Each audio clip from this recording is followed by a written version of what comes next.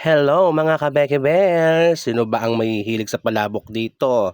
Siyempre karamihan sa atin ay gustong gusto ang palabok, lalo na sa almusal o merienda. Kaya halika't samahan niyo ako magluto ng simple pero masarap na palabok.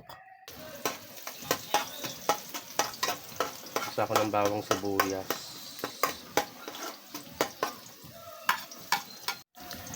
Itong lulutuin kong palabok ay napakasimple lang. Hindi na ako naglalagay ng hipon dahil pang merienda lang naman namin. Pero sigurado akong masarap ito kahit walang hipon. Pero naglalagay ako ng hipon pag halimbawang may okasyon. Pero kung kami-kami lang dito sa bahay, simplihan ko na lang ng luto pero sasarapan ko. Ayan. Ako kuluan ko lang.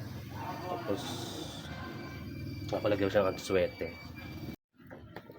Ayan, maglalagay na ako ng atswete, pampakulay sa palabok natin. Siyempre, after ko maglagay ng atswete, sabay ko nang titimplahan niya ng mga pampalasa.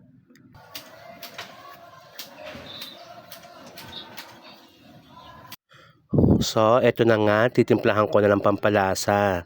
Maglalagay lang naman ako dito ng 2 shrimp cubes dahil isa to sa magpapasarap sa palabok natin.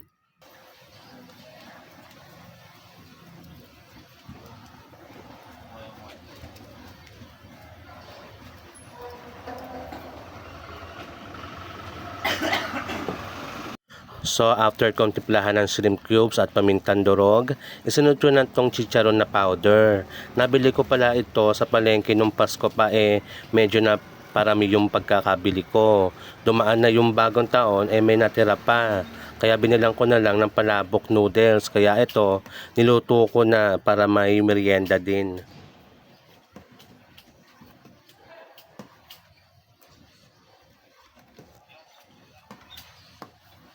Ayan na mga kabeke bear, malapot ang ating palabok sauce.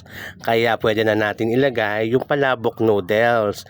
Ibinabad ko pala yan ng 8 oras at pinakuluan ko na din kanina. Kaya ayan na, konti na lang at luto na ang ating palabok.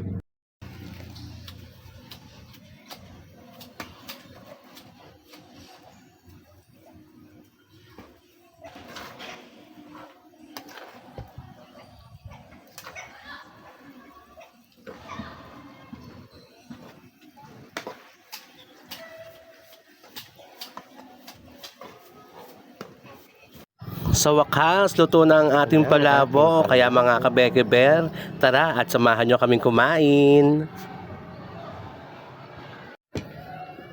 Merienda tayo mga kabeke bear.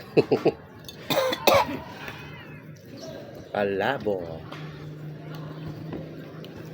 Pinangkat lang ba yung paggawa?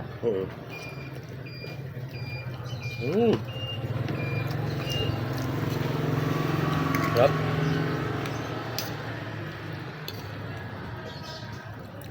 Parang order.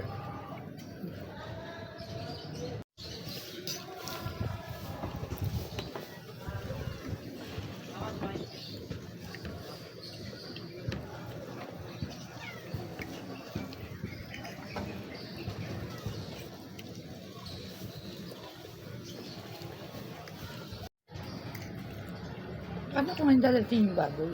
Ano na? Anong gabi pa?